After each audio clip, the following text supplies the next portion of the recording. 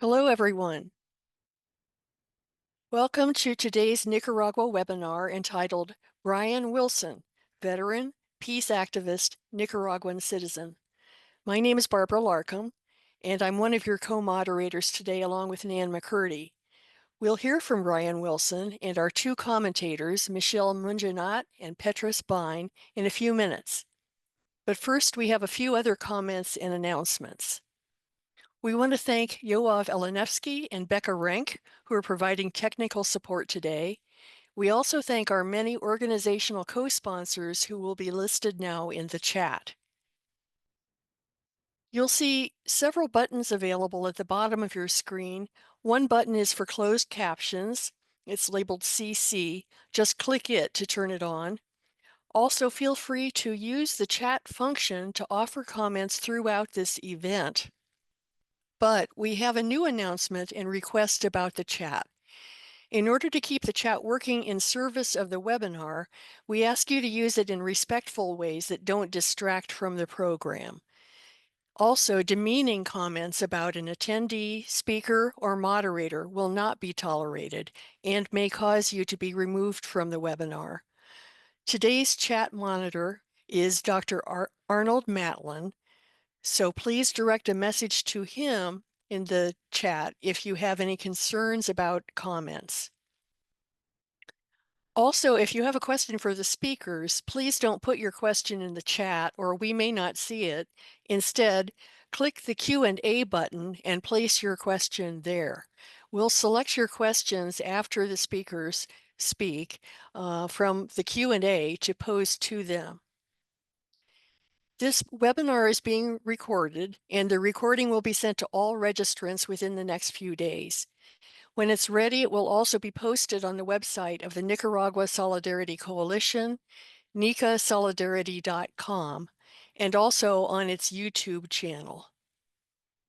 If you'd like to become more active in supporting Nicaragua's sovereignty and opposing foreign interference there, please join the International Nicaragua Solidarity Coalition.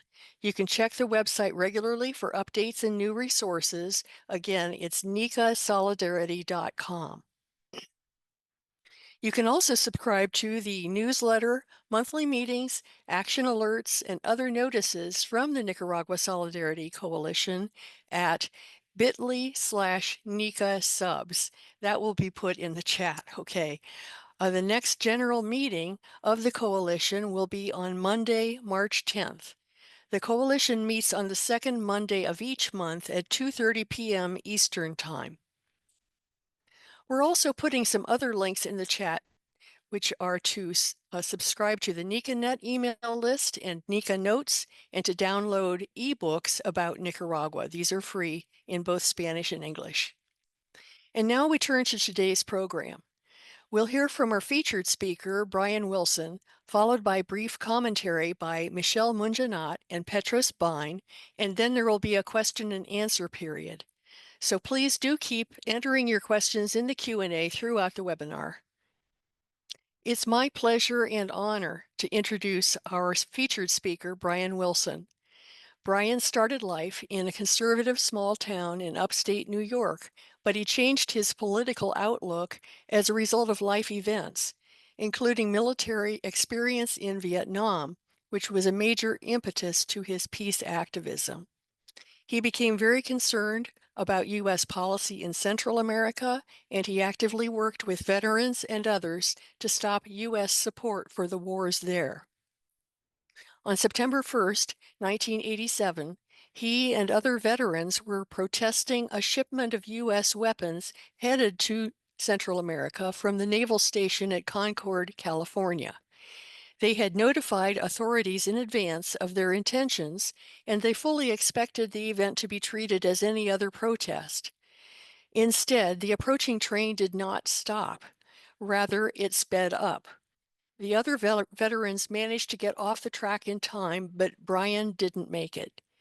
The impact broke his skull, permanently damaging his right frontal lobe, and he lost both of his legs below the knee. His physical recovery, to the extent it was ever possible, took a very long time. But in spite of this ordeal, his activism only intensified.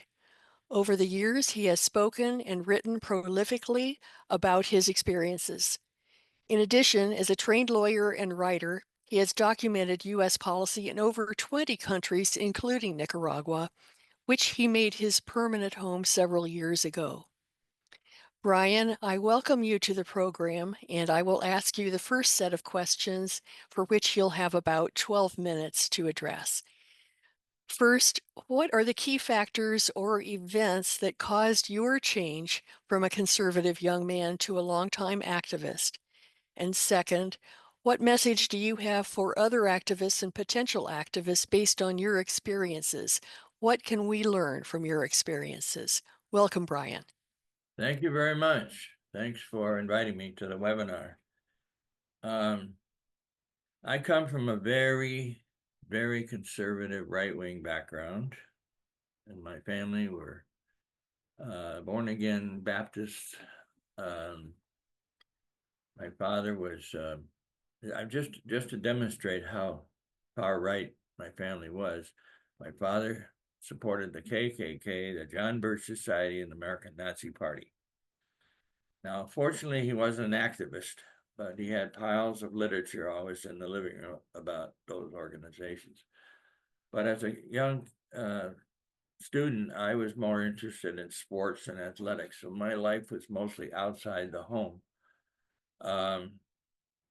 And that's why I was not as indoctrinated as I might have been if I wasn't outside. But my first real point in realizing I could critically think was when I was getting ready to study for the Baptist ministry in 1964.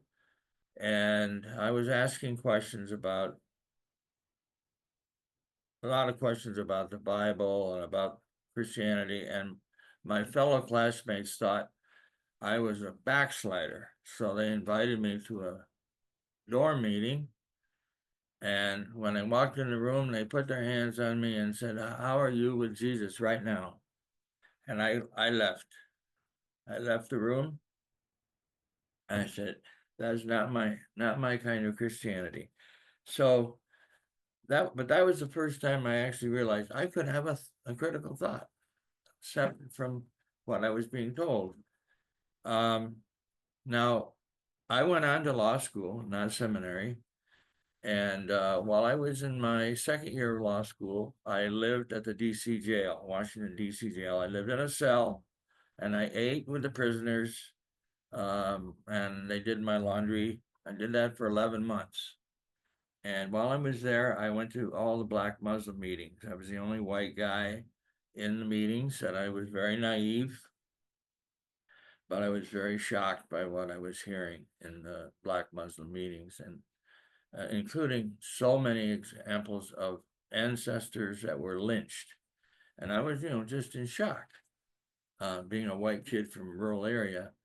But that had a big impact on me. And also the man I worked for at the jail, O.C. Dickey, he was director of classification.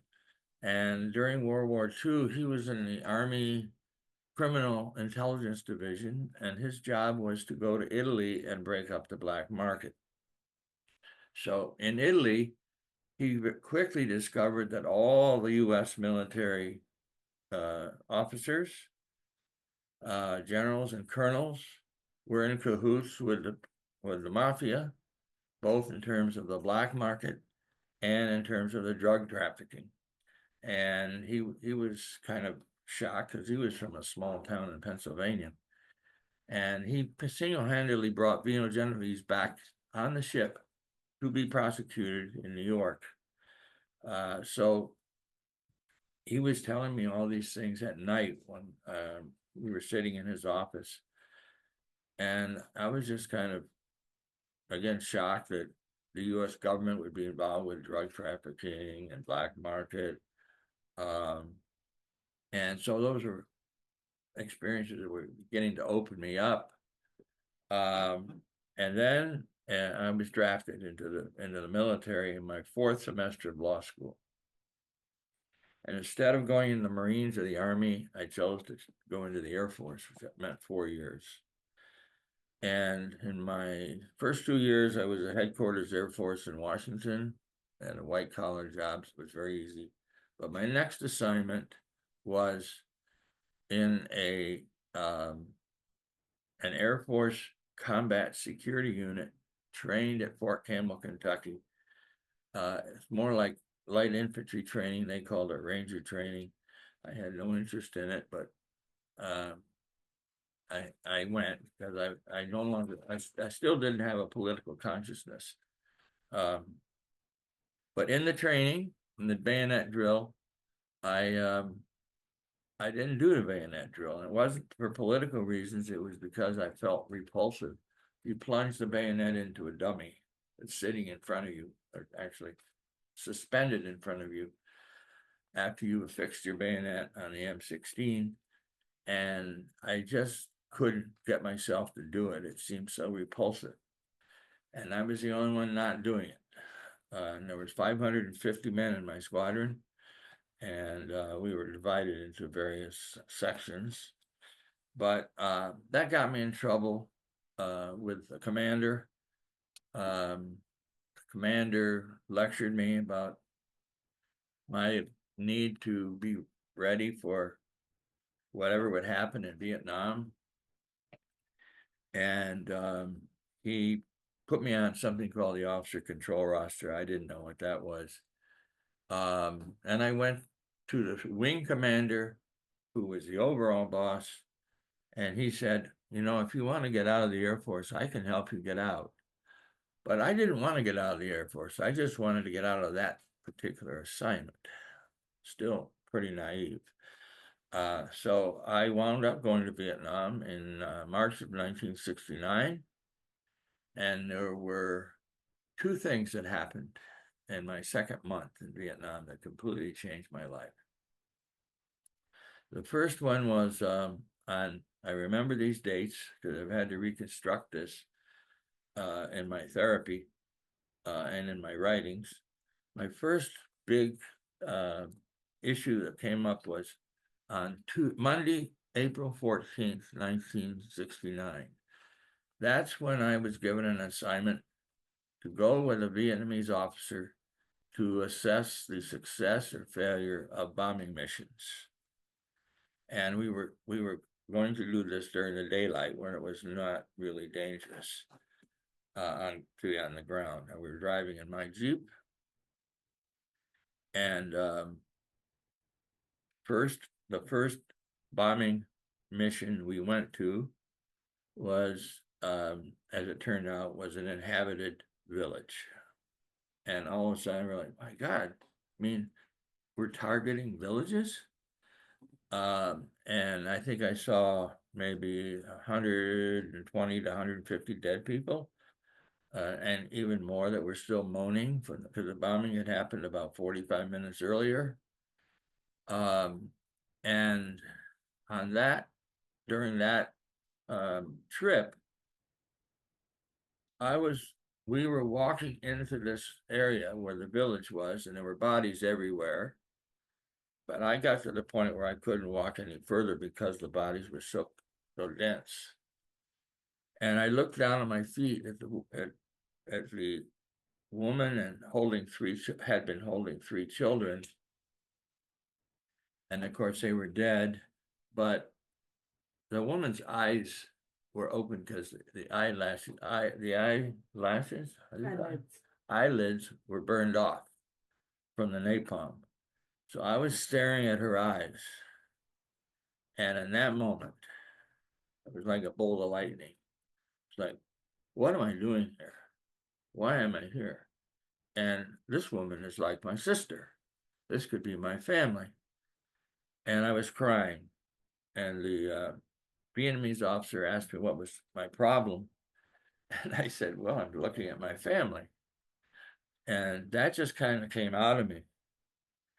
And it took me about 20 years to process that part of my life. And the other officer was laughing because these were communists, and we just killed all these communists, of which most of them were very young children. And then the second thing that happened that at the end of that week on Saturday, April 19th, I chose to go to Tonsanut, which was the headquarters for the Air Force in Vietnam. And I wanted to look at the bombing reports. I wanted to find out what they were reporting from these bombings. And I spent 3 hours with intelligence officers going over all these bombing missions and reports. And all the reports showed, for all the dates and places where the targets were, they all reported so many dead VC, which represented Viet Cong, which was a derogatory term for the National Liberation Front. And after 3 hours, I said to these officers, I said, those were not VC. And after another hour of conversation, they realized that they had been fooled all along also by reading these reports every day about VC being killed. And it was a relief to at least know there was an explanation.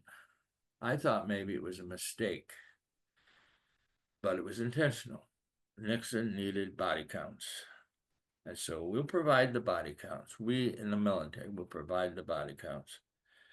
And my job was the night security commander at an air base nearby. So my job was to protect the soldiers and the airplanes from attacks. And at that point, I knew I was in another world.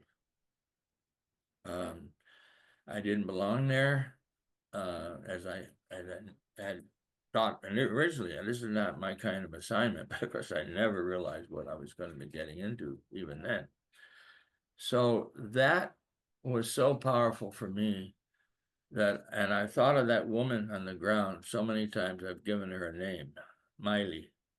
It's Milai, spelled backwards, because I think of her all the time and I talk to her. Hey, Miley, what should I do now? What should I do now? I mean, she's like a mythological sister. And that really was the first day of my life as a peace activist. Saturday, April 19th, 1969. I'd say that's a good place for us to switch over to the next question, Brian. I know it's hard for me to do it, hearing everything that you're teaching us and that we should already know. But I'm going to bring us up a little bit closer to today. I'm lucky. I've known Brian since he first started coming to Nicaragua. And I talked to him a lot during the time that he was trying to decide about moving to Nicaragua. So that's one question. If you could talk about your move to Nicaragua. Then if you could also talk about the experiences you've had while you've been in Nicaragua, what you've observed, advances you've seen in Nicaragua, and what are some of the contrasts you see with life in the US? And you have 15 minutes for this one. You ended up having about 14 for the last. You mean I was talking for 14 minutes? You did, that's right.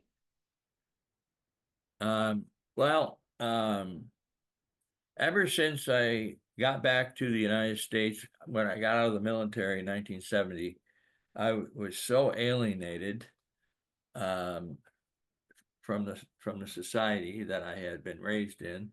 But I did finish law school, and I'm going to get to the question when I came to Nicaragua. But when I got out of law school, passed the bar exam, and I started practicing, and I found out that I could not look at the American flag that was always up next to the bench. And it was so strong viscerally, I knew that I could not do that. So I left. And I didn't. So that was just a point at which I realized, I can't even adjust to the society. I just can't. I can't deal with it. And I didn't know how to deal with it. So I went from one experience to another, all as an activist after that. But in 1986, I'd been reading about the Contra Wars in Nicaragua and the Death Squad War in El Salvador, with a newspaper that is no longer in business. It was called The Guardian, but it was the U.S. version of The Guardian, published out of New York City, and it was very left. So I was reading that every day.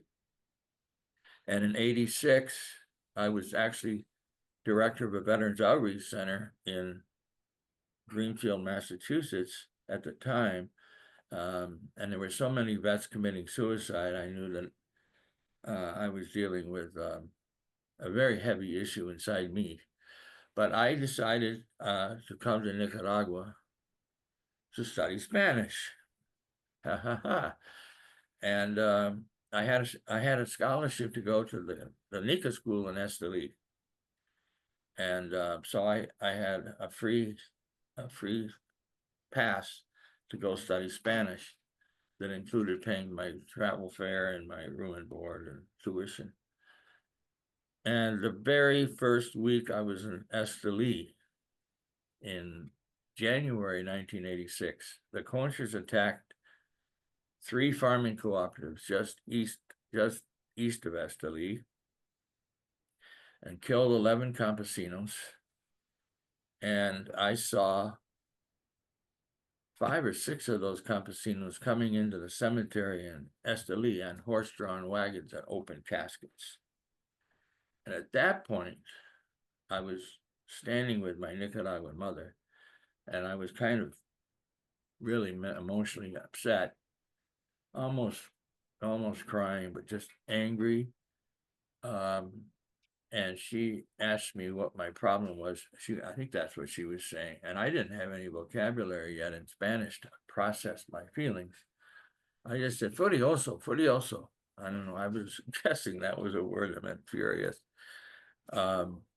And seeing those bodies, I realized, oh my God, this is how the West was won. This is how globalization has happened for 500 years. They come in, they take your land, they kill you, and this is normal. And so I realized then, like I hadn't before, that imperialism always starts out with a powerful actor who was going to seize land, resources, and kill the people that were on the land. Typical, normal process for the last 500 years. So it just radicalized me some more. Now, that was the first time I was in Nicaragua, and I stayed an extra month in school, hoping I could master the language, which did not happen, which is kind of depressing to me. And then since that time, I came back to Nicaragua maybe 15 times between 1986 and 2000. I mean, 1990. Just getting more and more. I was really in love with the Nicaraguan society, and I had been in love with the Vietnamese Revolution too. I should have said that. I really was inspired by the Vietnamese and their lifestyles and their revolutionary spirit. I wasn't supposed to pick that up, but I did. And then in Nicaragua, of course, another revolution. So I couldn't get enough of Nicaragua. And then I was an observer at the 1990 elections, the horrible 1990 elections, in which the Sandinistas lost, like 57-43 or something like it. It was a pretty substantial election victory for the opposition, the U.S. financed opposition. And I did a report on how much money the U.S. spent on that election. It was almost $50 million on our candidate, Violeta Chamorro. And then I only came back to Nicaragua occasionally until 2014. I came back to spend more time. And I actually met with the president, and he asked me if I wanted to move to Nicaragua. And I said, yes, I need to do a little more work in the United States, but I know I don't want to continue living in the United States because it was too, well, to use Trump's term, a shithole. The U.S. was a shithole country. And I really felt like the culture of the U.S. was really, it really was, there was lots of good people in the U.S., but collectively there was no left movement to really challenge capitalism.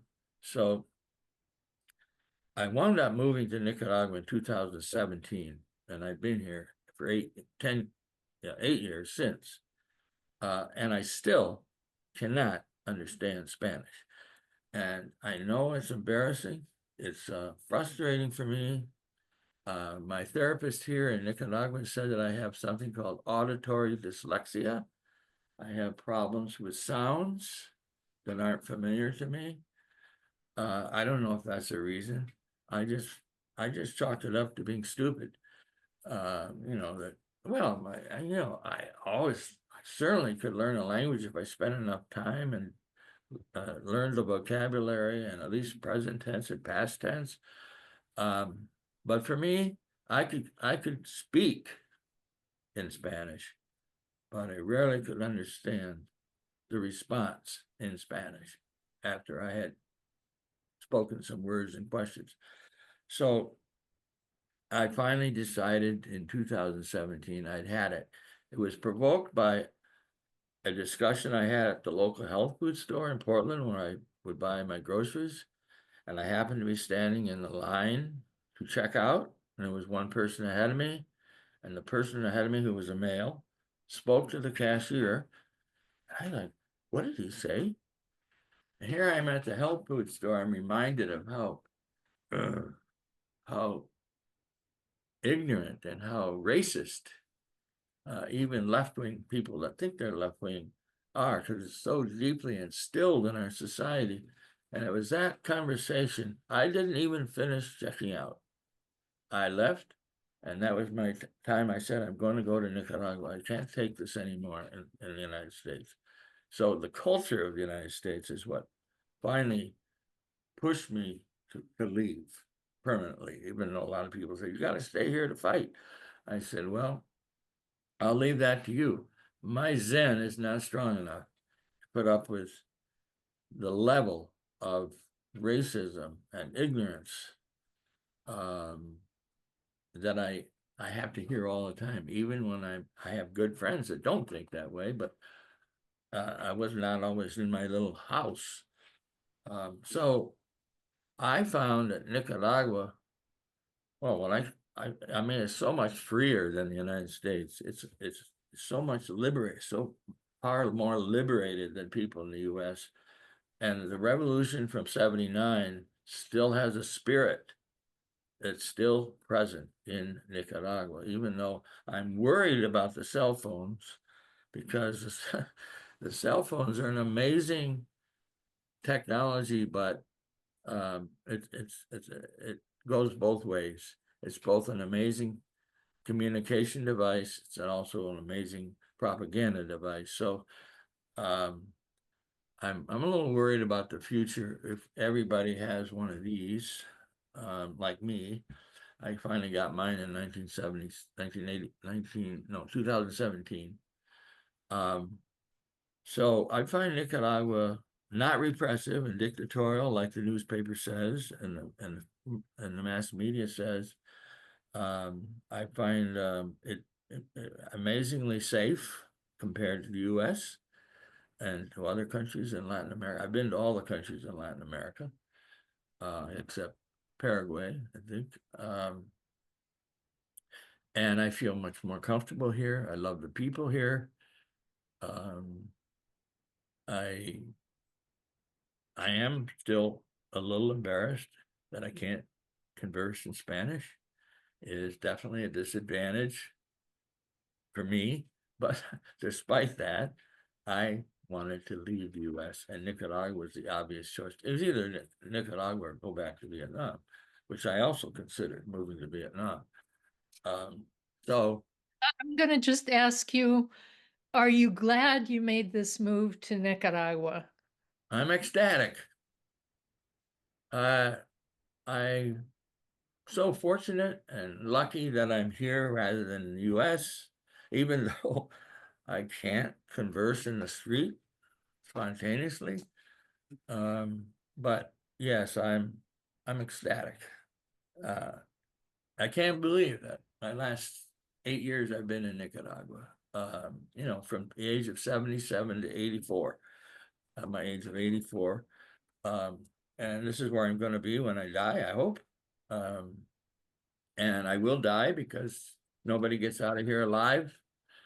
And I have a wonderful compañera, and I have a nice house, and I eat good food, lots of food here, in a tropical country, lots of fruits and vegetables always. And it's a disadvantage with these legs also. I can only walk on certain level terrain, and I'm now walking with a walker to prevent me from falling. But yes, I can go outside and not fear for my life. And I have wonderful friends in Nicaragua that put up with my illiteracy, my language illiteracy. And Brian, yeah. could I ask, how has your health care been in Nicaragua? Well, my health care, I would have to say, was excellent. I've had 4 operations here. And I have my own doctor at one of the hospitals. And whenever I need help, I just call, and they said, "Come right in." And even the medications are free. Of course, healthcare is free. They don't always have the medicines, partly because of the U.S. sanctions on Nicaragua. They don't have the kind of money that they would need for other kinds of prescription medication they would have to purchase. The sanctions really hurt Nicaragua in that way. And of course, that's the idea of the sanctions. They want to make people suffer. But still, I can't believe that I can just go to the hospital or to my doctor anytime with my symptoms or questions. And I've lost my walking balance in the last 2 years. And so I've had to go to ear doctors as well as brain doctors to find out what's going on with my balance. But I think it happens to be that I've lost my core muscular strength from my operation I had 4 years ago on my back that took a year to recover from, and I was not exercising in that year. But despite that, I have a wonderful research assistant, Preston Harp. He comes here every afternoon for 3 or 4 hours, Monday through Friday. And he's the one that is able to put all my stuff on various platforms on the internet. I don't know anything about how to do any of that.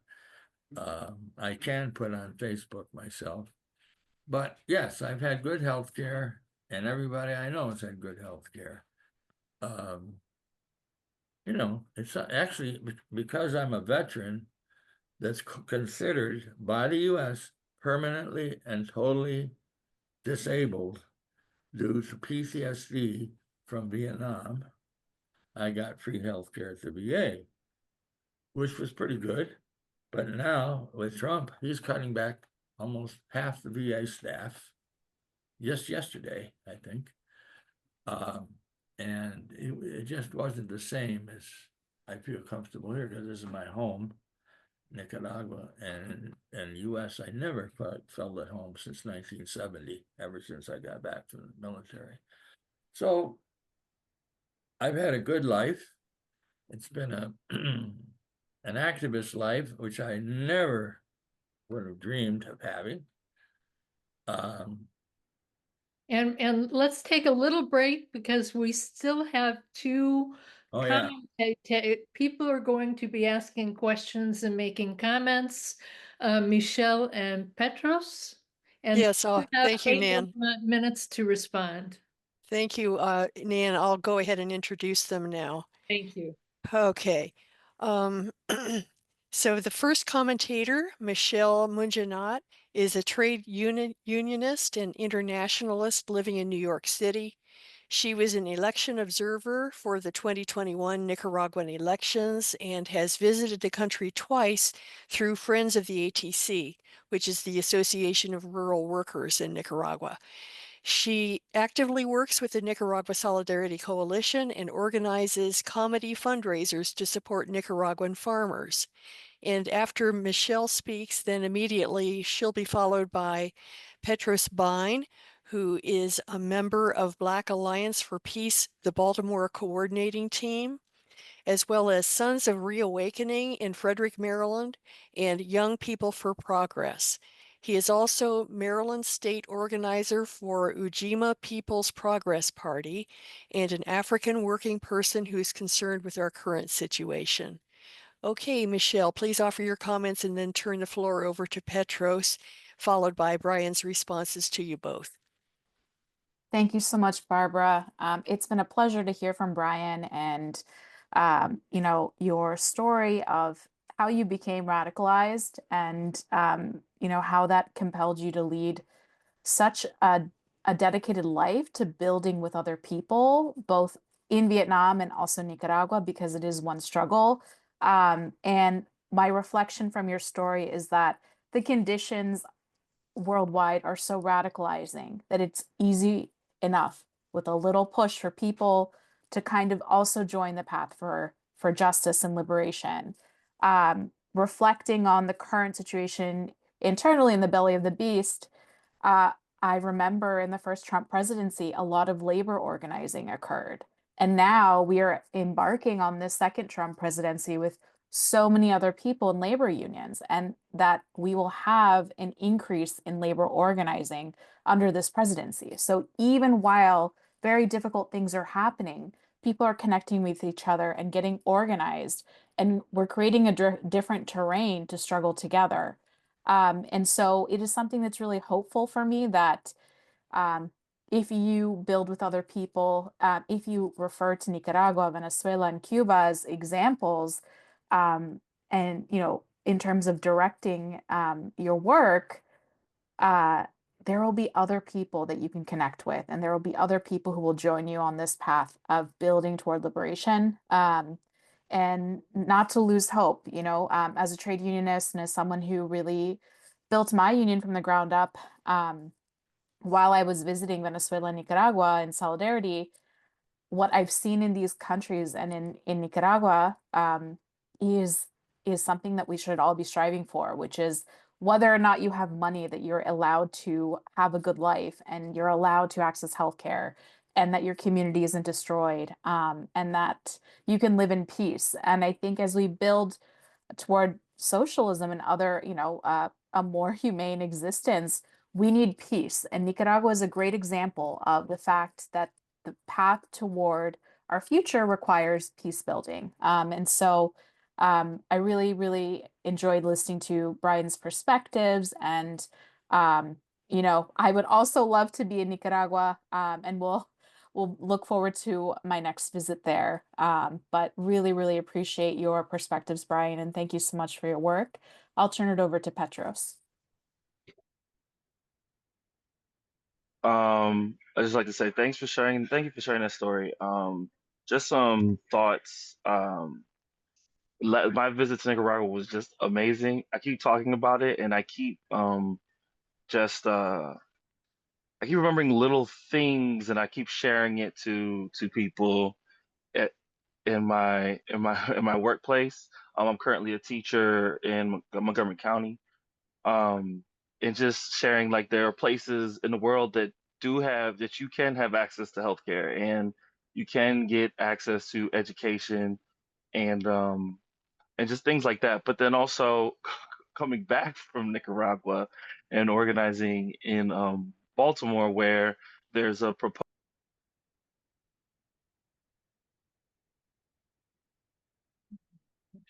We seem to have lost Petros. I I hope he'll be coming back in a moment. He don't know what happened. Well, Brian, why don't we go on?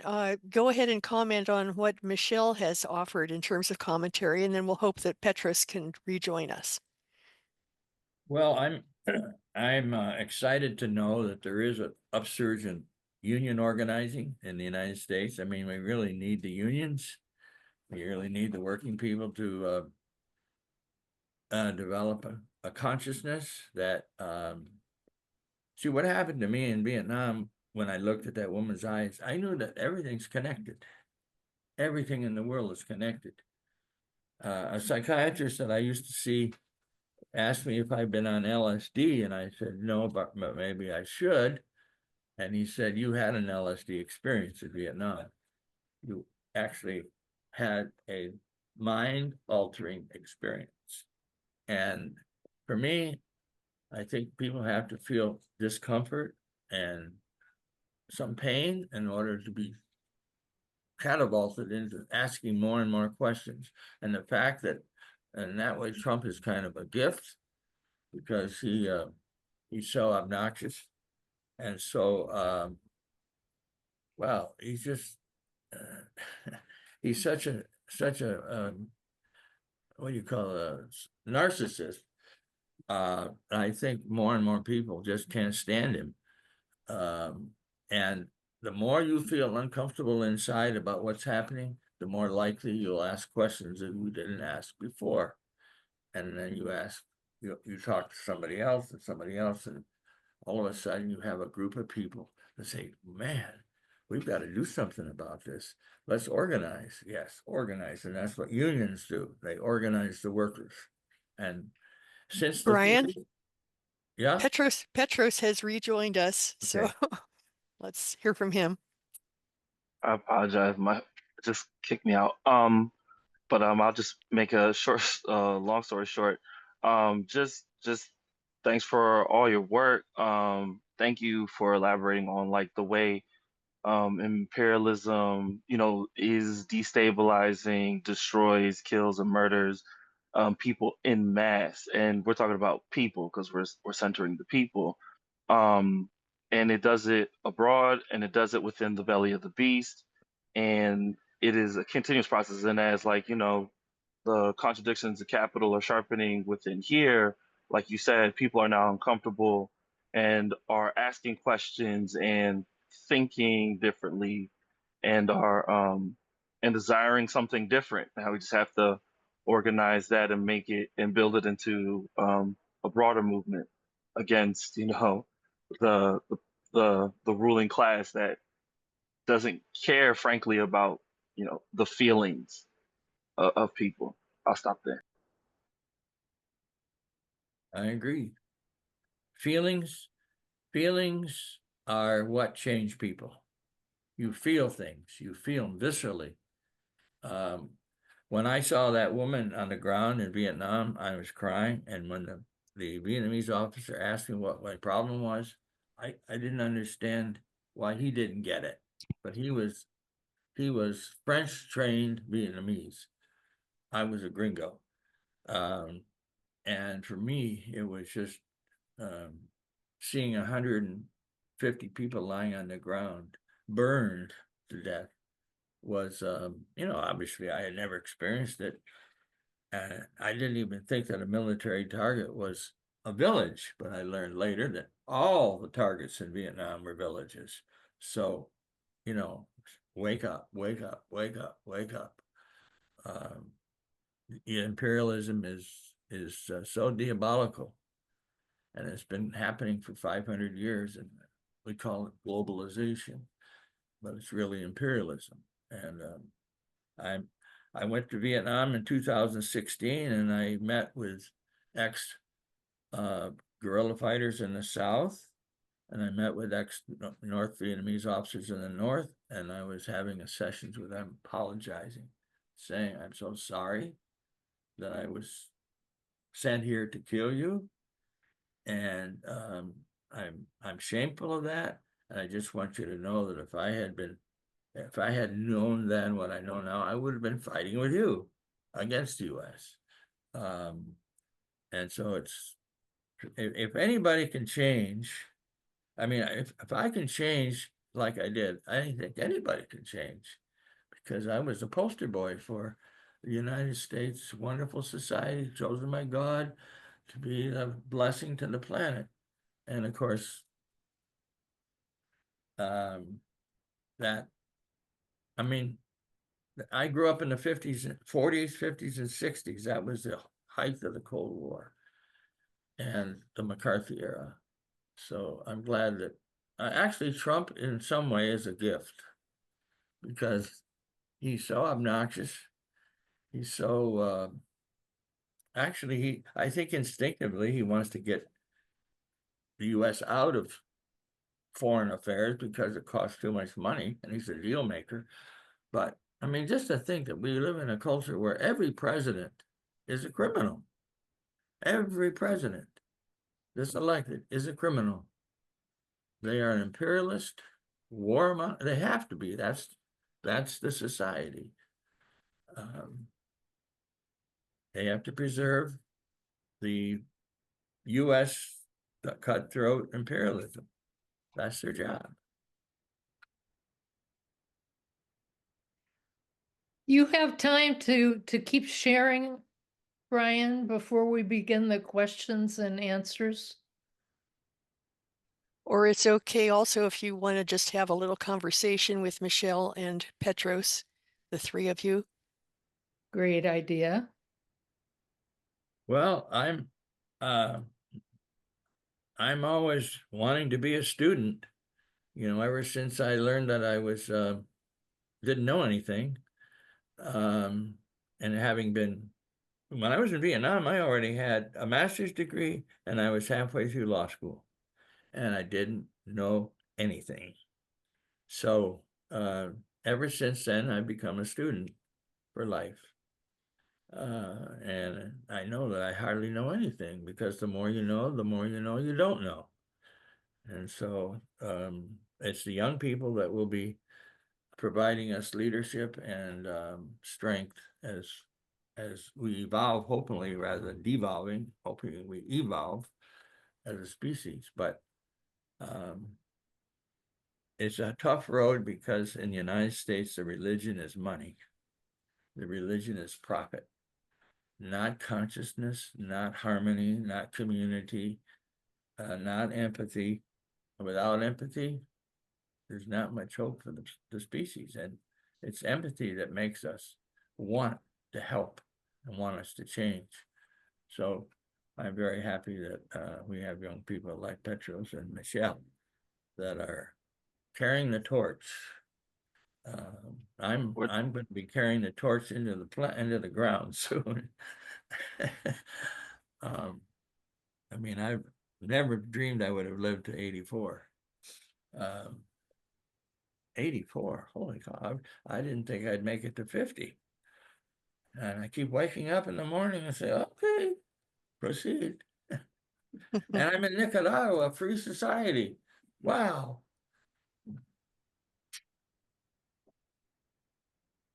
I just want to share, in Maryland, the police have been on an aggressive recruitment campaign just to pick up on, surplus populations that might be struggling to find a job. And they have these programs that are actually bringing military equipment to police stations and divvying that up. There's also a a proposal for an FBI center in a majority Black populated county in Maryland. And like I had said earlier, the cop city that that is proposed in Baltimore is right next to an HBCU. So like it's getting a little, for the ruling class, it's normalizing, right? For the working class, it is crisis, and it's very stressful. for a lot of people. And I'll stop there. My camera got a hand up. Oh, Michelle, go ahead. Yeah, I just really appreciate what both Brian and Petros have shared. And I think the challenge right now is to ensure that people are not developing false consciousness, right?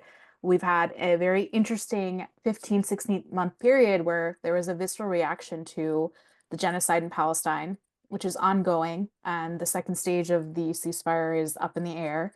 But through that, an incredible 16 months, the consciousness of United States citizens were raised about the daily experience of Palestinians. And I think a relationship with Nicaragua and its people and the Sandinista Popular Revolution helps create an intimate understanding of the history that led to the conditions today, where there is peace in Nicaragua, there is development, there is revolutionary consciousness. And I think as we see things unfold in the United States, we need to help people reject the duopoly, reject capitalism, and not somehow convince themselves this is a Trump thing. It's Trump that's a fascist. No, the system at all times was always fascist, right? They're coming for your USAID jobs, which helps stoke a lot of unrest in Nicaragua. They're cutting off benefits for veterans. Social Security is next. We need all Americans to understand that they are closer to being on the other side, of a war like in Nicaragua or in Vietnam than they are into that Trump inner circle. And so I think it is our job as revolutionaries and as people who are intent on putting the global system on a path toward collective and humane development that we need to really help others come to the conclusions that we are drawing right now. Yeah, I agree. The Palestine question, I've been to Palestine 3 times, and the families that I spent most of my time with when I'd go to Palestine, they've all been killed. There was a total of about 155. It's 3 different families, 3 generations. And of course, their house is rubble, and they've all been killed, I've been told, of those families. But Palestine has been so much part of me since I was in Palestine the last time, just like Vietnam. Wherever you go, you see this diabolical behavior of and now in this country, I mean, in this time in the world, it's the U.S. and Israel. If we didn't have U.S. and Israel, we would have a much more peaceful world because they are joined at the hip. And the genocide would not have happened if Biden hadn't chosen to arm and finance Israel. And in the Ukraine, Biden chose not to meet with Putin in December of 2021 to agree not to have Ukraine be a neutral state in order to be neutral. And the U.S. wouldn't agree to that. So it's just, it's, Okay, we're yikes. still there. I think my hand did That's that. okay, we're still there. So I think the revolution almost has to come in the U.S. Because it's been so in such a what they have no history. We don't know the history of the U.S. It's been horrible from the beginning. It's only been good for a small number of people. And my parents, who were lower working class, but they wanted to be in the middle class. And so they told me I should go to college. This was in the 50s, late 50s. And so I went to college, and after I spent 8 years in university and college, and then went to Vietnam, I realized I didn't know anything. Wow. that's really shocking. And I went, so you young people know, how you don't have a future. This society without any future.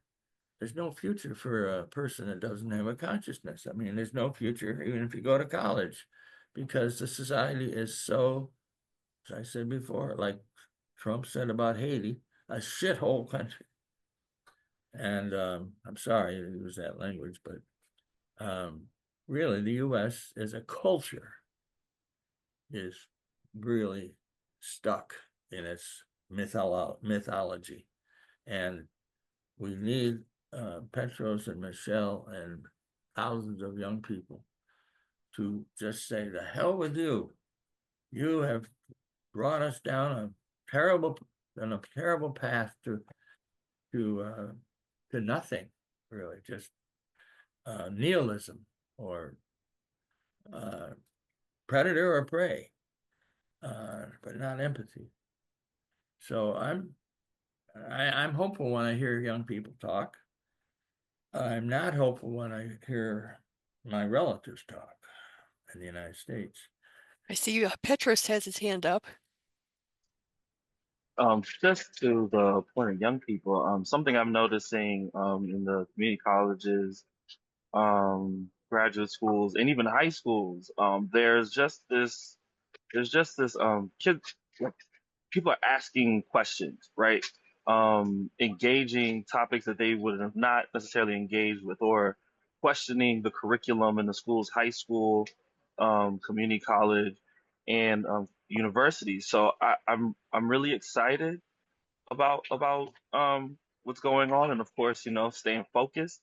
Even just last year, GW out in DC, um, had a protest for the Palestinians, and were under severe police repression, and they were moving through the camps and playing loud noises when they were just all sorts of very quirky and weird psychological warfare tactics on the students, even going so far as to um, create a barricade around where they were protesting. But um, but just the youth, along with people who are suffering the oppression, I think there are connections being made and conversations being had where structures would not allow those conversations to exist. Um, it's just, we're struggling for power.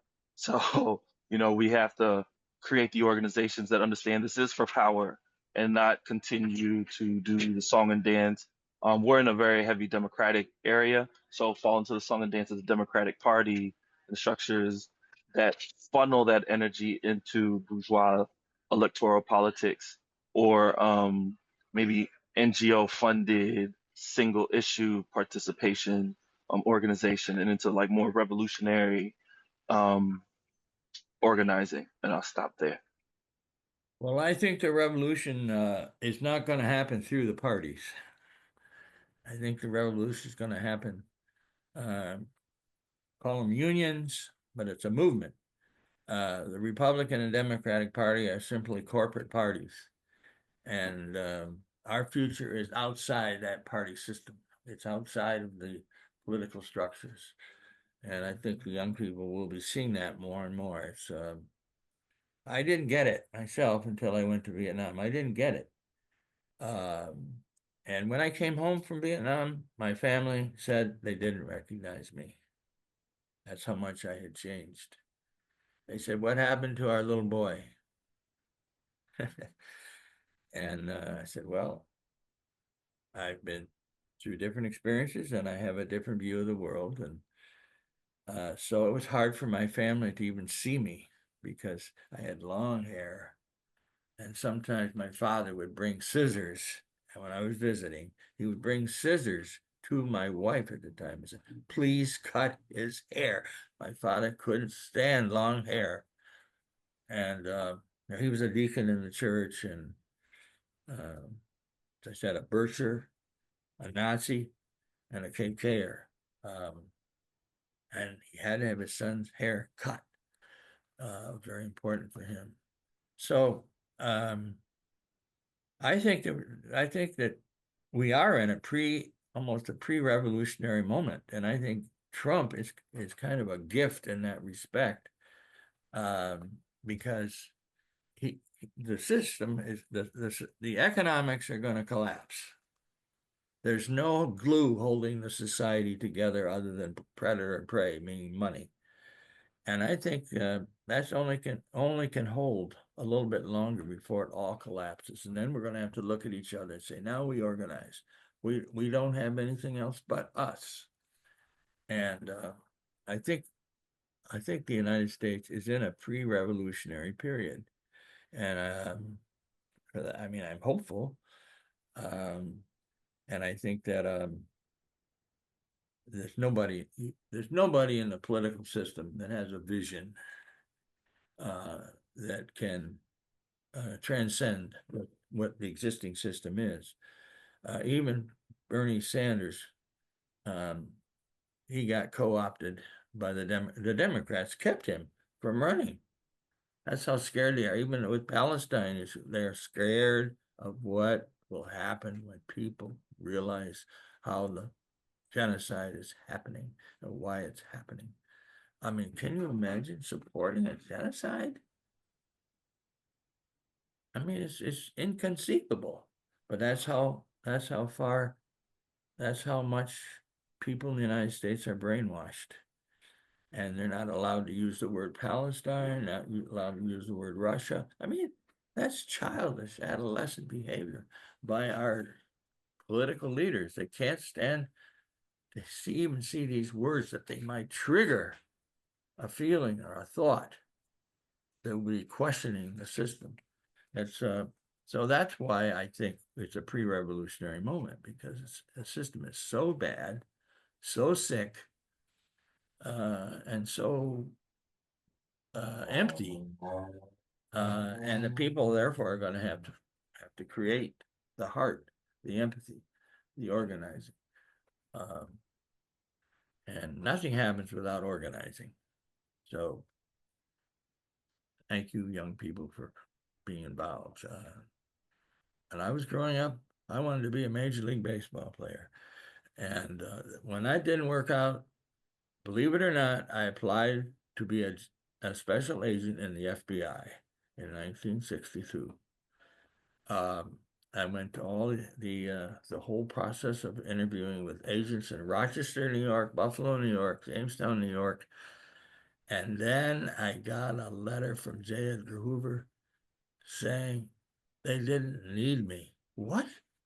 I was the epitome of the poster boy of America. And fortunately, they didn't need me. Who knows what would have happened? But at any rate, that was a good thing that I didn't get accepted.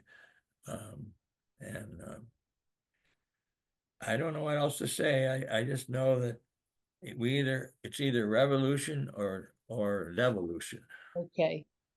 Brian, we have time now to move to questions and answers. You have many, many people in the chat, friends, people who love you, people who are moved by everything you've done, like me.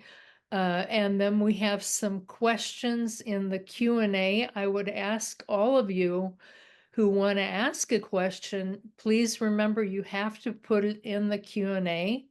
So I'll begin with a short but important question. And I'm not always saying who questions are from. What made you fall in love with the Nicaragua Society, Brian? Well, when I first came in 1986, I was in a class of 20 gringos that were going to study Spanish in Esteli. And after these three cooperatives were burned and destroyed at my end of my first week, I couldn't process in Spanish because I didn't have the language. So I had to process in English. meaning I had to find English people in Esteli, which was not a good way to study Spanish. But in the process of being there for 2 months, I felt, wow, how am I going to go back to the United States and deal with my feelings, both of excitement about a revolution and the demonic nature of U.S. policy that was killing Nicaraguans with the Contras. And I was living in a cabin in Vermont when I went back. And for about 10 days, I didn't want to leave my cabin because I didn't even want to face the question, how you doing today? Because I was so full of anger and excitement, both. And I couldn't honestly say I'm fine. So I didn't want to talk to anybody. But the contrast between the United States and Nicaragua is incredible. It's obvious when I would visit El Salvador when I was here, and it was immediate change in the demeanor of the guards at the border going from Nicaragua to Salvador, and Nicaragua was very friendly, and El Salvador was just a gun pointed at you, and you didn't dare speak anything. You just wanted to go to your meeting in San Salvador, and wanted to be very careful of what you said to whom. So just that alone was so revealing about a society that was in a revolution and a society that was in a counter-revolution. It was the love of the people, the feeling of freedom, of liberation, the freedom of liberation.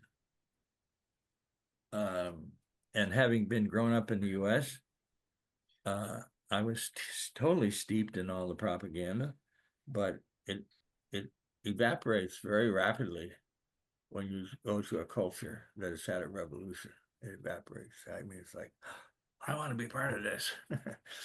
And unfortunately, my language wasn't cooperative with that. But I decided, when I came in 2017, I said, to hell with it. I'm going to go to Nicaragua, and I'm going to have to just put up with having a translator with me all the time.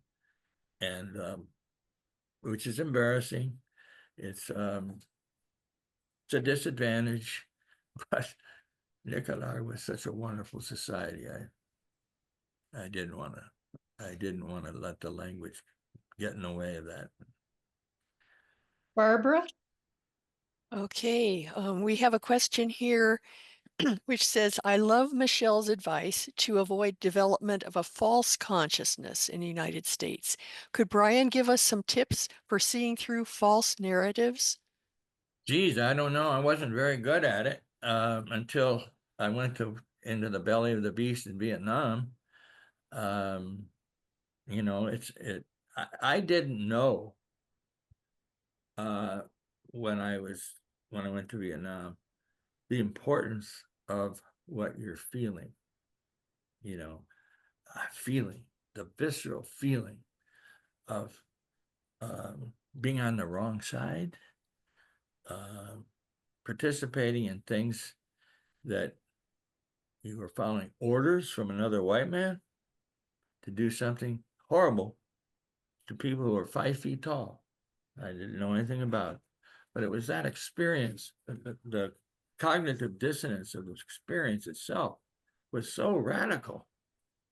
I either had to go with my teachings that I'd been taught all my life by the church, the community, my parents, to what my experience had just taught me or showed me. And I had to go through with my experience.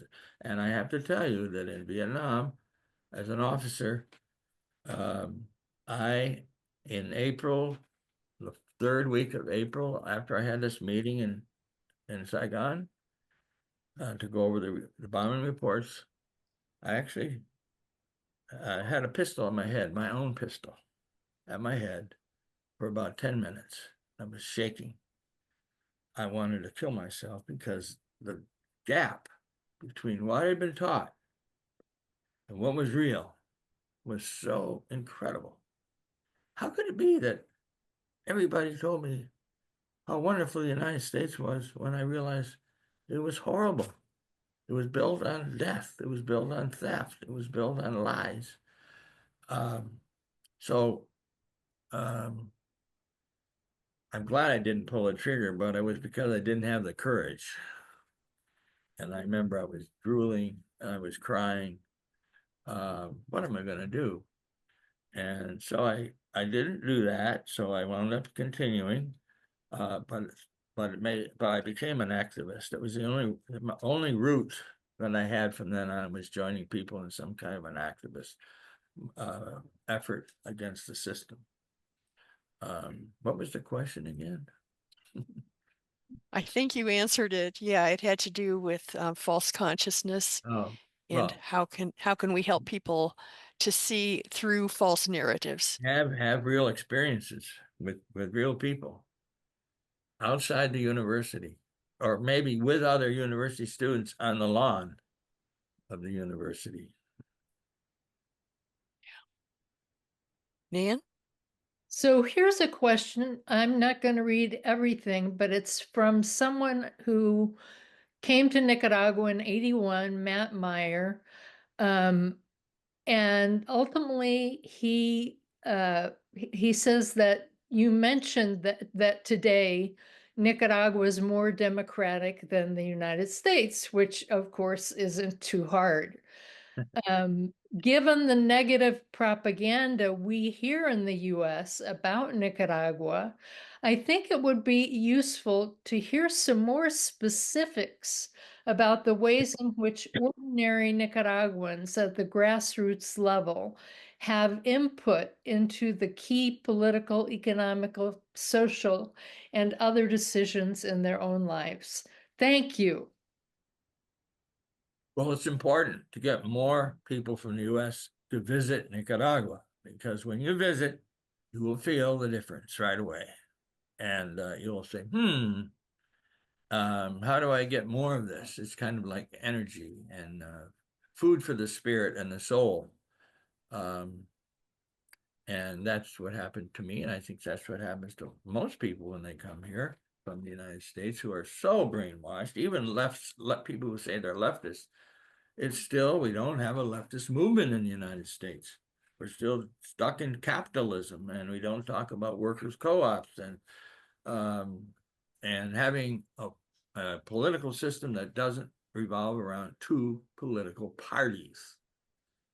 We just need more movement building, and that's what the unions are so important for. The unions for building movements, like happened in the 30s.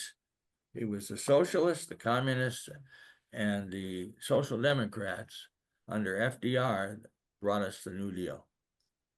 That when they all coalesced, but the economics was so terrible, and FDR had no choice but to bring a certain element of democracy to the people.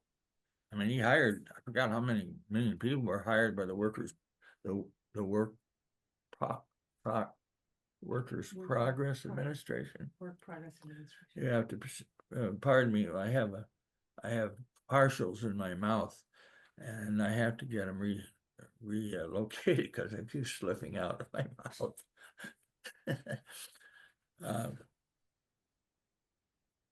Thank you, Matt Meyer, for thanking me. Okay. Oh, I found one. I have to find it again now.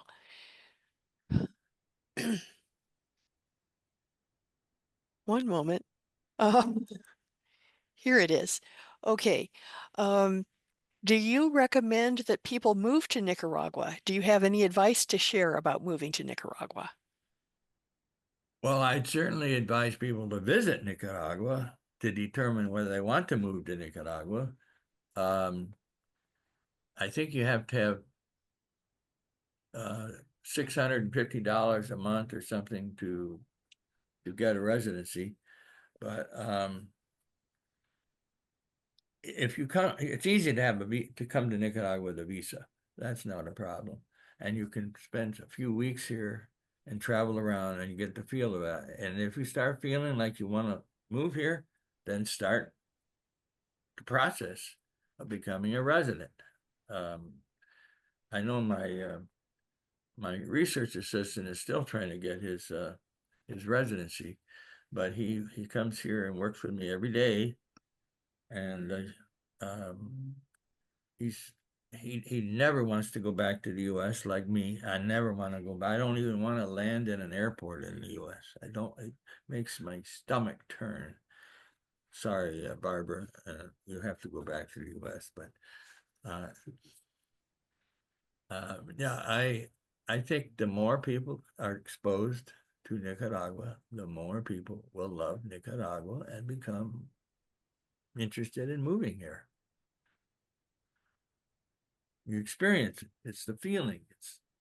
It's the viscera, the power of the viscera. Well, I'm just going to say I agree with that. Nan? Yeah, this is I think pretty typical of what people get in the United States. This person says, we hear about oppressive behavior of Daniel Ortega. Should we believe that it's true or false? Totally false.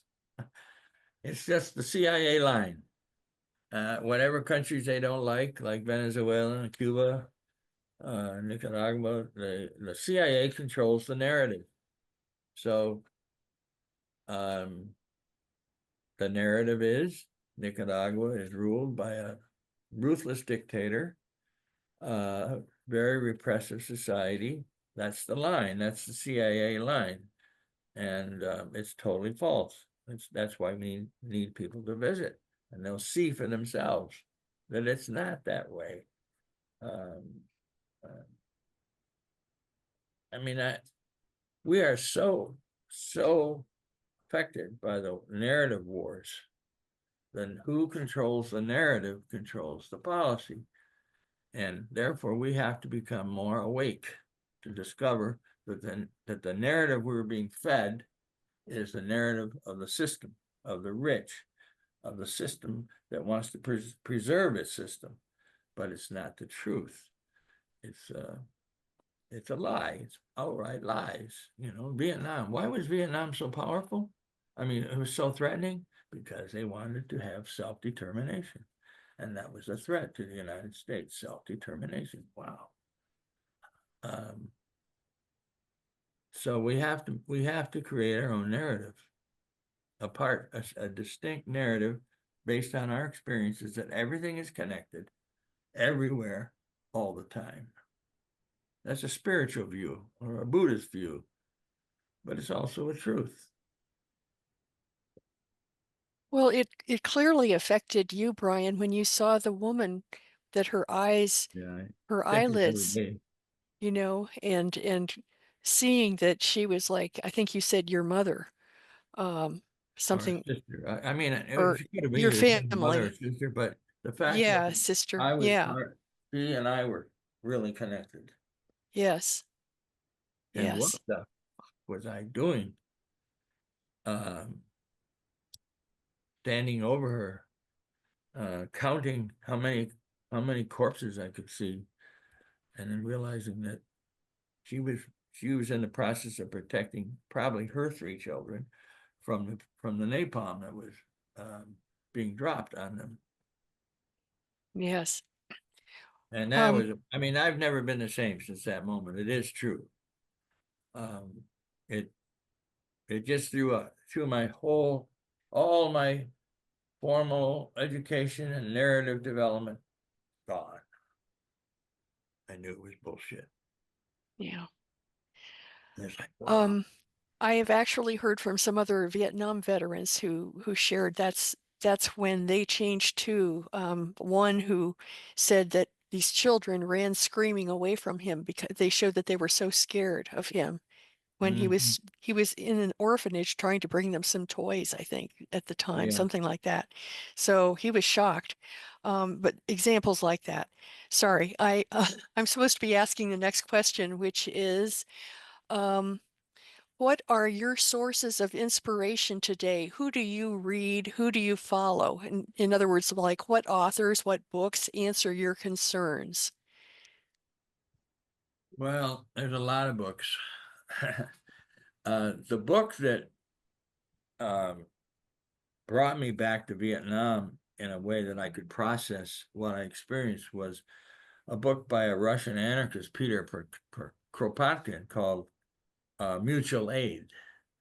It was written in 1902, but I read a lot by, I mean, there's so many good authors. Really, there's so many good books. I don't know if you have one? You know? People's History of the United People's States. History of the United States by Howard Zinn is a good place to start Yeah. if you want to learn another version of history of the United States. Any kind of a book that is reporting on personal experiences that are not just theory, but are very practical,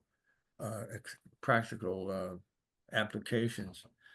But the book Mutual Aid, I was reading that in the late 70s. And that's when I realized that what I had said in the moment in that village to the Vietnamese officer, when I said, she's like my sister, when I was reading Kropotkin in the late 70s, I realized, wow, that is the basic principle of humanity. We're all connected by consciousness and or by conscience. And then I was able to feel more comfortable talking about it because it was so strange. For many years, I didn't talk about anything about Vietnam for probably 10 years. I didn't even want to be a veteran. That was past tense. It was never past tense. The past is always present. So it was that book, but I don't know. Nobody's going to be able to find the book Mutual Aid. It's been out of print for so long. And but Howard Zinn's book is always available because it's still popular. And I could go, I have some of my library books right here, but there's so many. Barbara Tuchman's book, what was it, The Folly. I can't remember the name of the book. My brain, I saw a picture of my brain recently and it has shrunk. I was with a neurologist after having done the brain scan. He said, well, here, because this picture, your brain is shrinking. I said, well, that's why I'm forgetting things all the time. And he said, it's not abnormal. It's normal. Your age. Brian, one thing we should just mention that you've written some books in your time, and of course one that is in English that some of us are familiar with is Blood on the Tracks, and it was recently published in Spanish as well. Right. You want to mention more about that, or? Well, The Blood on the Tracks is a personal memoir. The book I wrote after that was Don't Thank Me for My Service, what I learned from about all the lies in Vietnam. That's written, I published that in 2018 by Clarity Press. That's pretty radical. And Blood on the Tracks now in Spanish. And I have another one called it's right here. My Country is the World. That's we're presently working on that in Nicaragua to be published in Spanish. It's a photo journey of my whole life. And we're now collecting the photographs and putting the captions together. Unfortunately, Preston, my assistant, he's bilingual, unlike me, so he can translate anything I put up in English and Spanish on Substack. Is that Facebook, Instagram, Facebook, Instagram, Substack, TikTok. It's all beyond me, but tell them how your YouTube got taken down, your YouTube page, just because of the.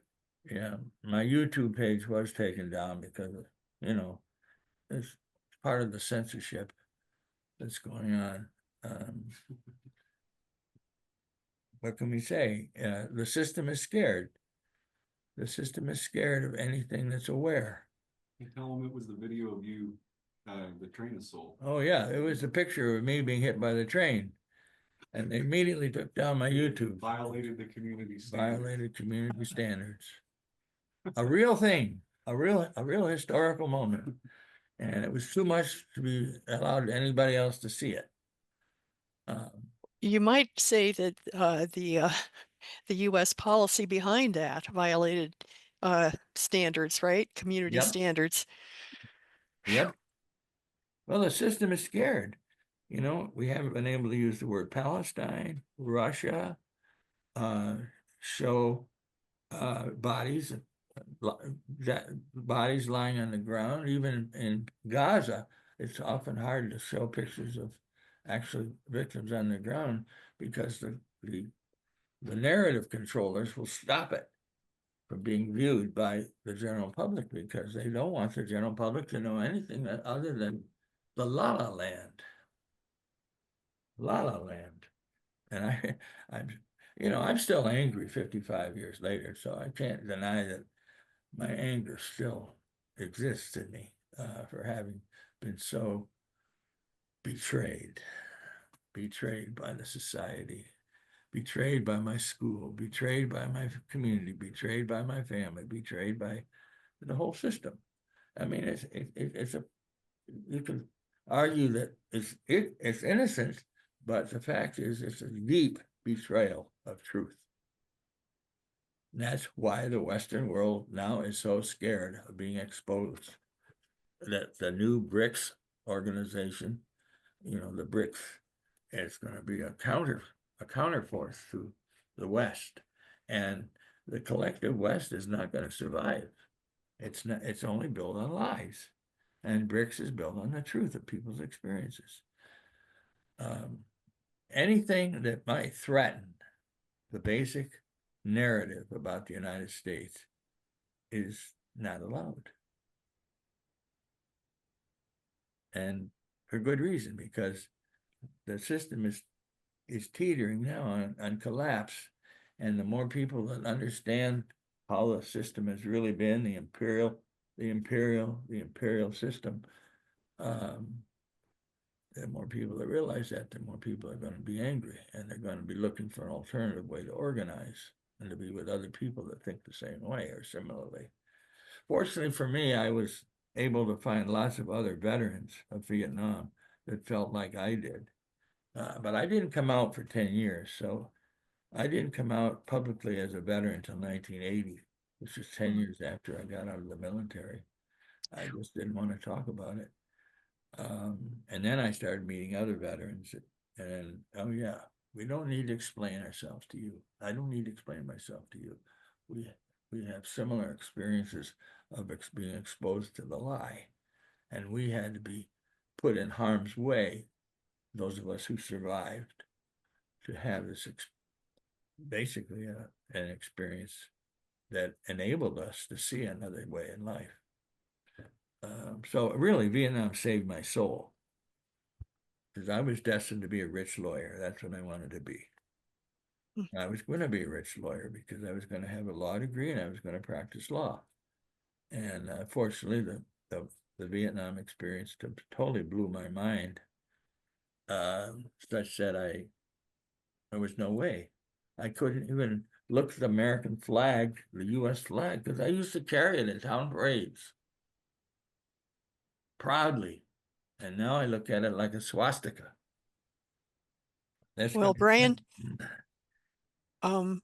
it's hard to believe, but we've been on now for an hour and a half, and we had advertised this as a 90-minute webinar. So I think we should start closing it out.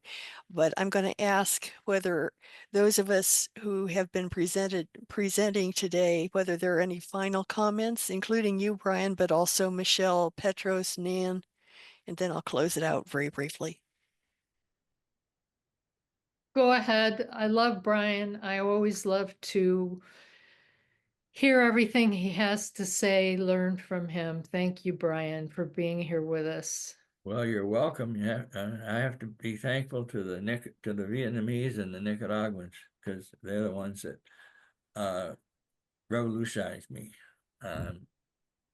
Just watching people live in Vietnam the way they lived, so simple, and the family units, and they had, we would say from the West, they had nothing, but they had everything because they had soul and they had each other and they knew what to do for each day to get food and protect their children.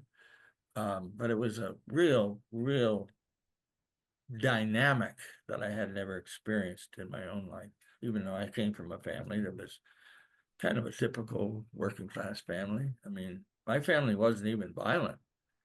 I mean, my parents didn't drink or smoke, partly because they were sins in their religious views, but it was okay. But there was a lot of tension because emotionally they weren't being honest a lot of times. I realize that now, but emotional truth is different than truth.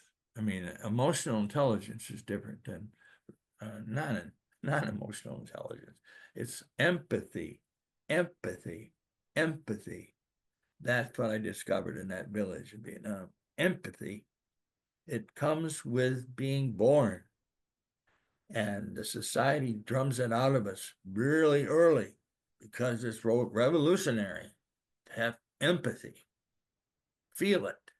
And you see other people suffering. And you know, my God, I just can't ignore it. And capitalism can't allow empathy. It's a counter-revolutionary idea, or is that the right thing to say? It's empathy really is a threat to the system, which is built on lies and perpetuated by lies. And the original lie of the founding fathers, what a joke. 50 or so white men, slave owners, using blacks from Africa to make their land profitable. These are the founding fathers. We call them founding fathers. What? Come on, give me a break. They were slave owners who wanted an apartheid society. That's who we talk about our founding. When Ronald Reagan said once at one point that the Contras were like the founding fathers, and as I learned more and more about the founding fathers, I said they're right. Those white men were like the Contras. They want to steal land and control other people's lives and make all the money. And I'm writing a whole, maybe another book, I don't know, but it's a long essay about the lie of the American Revolution that we were all taught was so important. It was important. It's important to learn important to learn what it was really about. Freedom from the British, who were protecting the Indians and about to outlaw slavery. And these white founding fathers couldn't afford that. It would ruin their lives. At any rate. Okay, Michelle or Petros, do you have final comments?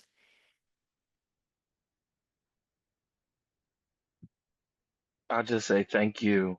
Thank you for everything, and thanks for inviting me. Thanks for inviting me. Thank you so much. Thank you, everyone, for your contributions today. I think they were really valuable. And I do have a couple of things to add. One is that there were a lot of questions that we didn't get to that were in the Q&A. And some of them, I think, were more personal in nature and perhaps directed to you, Brian. And so we could pass those on individually. But there are others that I guess I'll just throw the idea out to you that we can pass those questions along to you. And if you would like to answer any of those, we can include your answers in our follow-up email, which will go out in 2 or 3 days when the recording to the webinar is ready. Okay. Okay. Well, thank you everyone for attending today and for your interest. And let's keep working to see one another as one big human family, and let's work on treating one another kindly. That's how you build a movement. You Okay? need the empathy. Empathy. Empathy. That's right. Okay. Bye for now. Thank you all. Adios. Adios. Peace, y'all. Thanks so much. Take care, everyone.